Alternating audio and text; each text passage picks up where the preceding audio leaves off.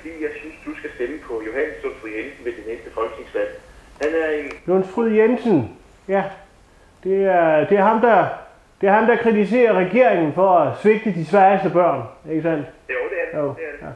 Det er rigtigt. Ja, de der svage børn, de må jo bare tage sig sammen, ikke? Er de ikke enige med det? Vi har jo svagebørnskolonierne. Dem har de jo gudskelov ikke pille ved, vel? Altså, der pylder simpelthen for meget om børnene i dag, det gør der. Forældrene overbeskytter dem. Det gør de. Det gør de jo altså. De kender disse curlingbørn, ikke sandt?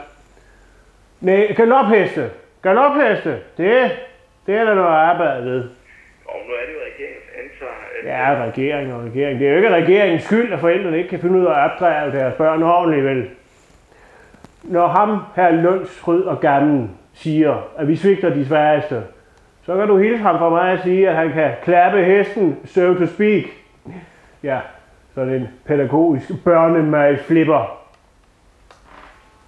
Stem på Johannes Lundsfrid Jensen, en pædagogisk børnemøgflipper.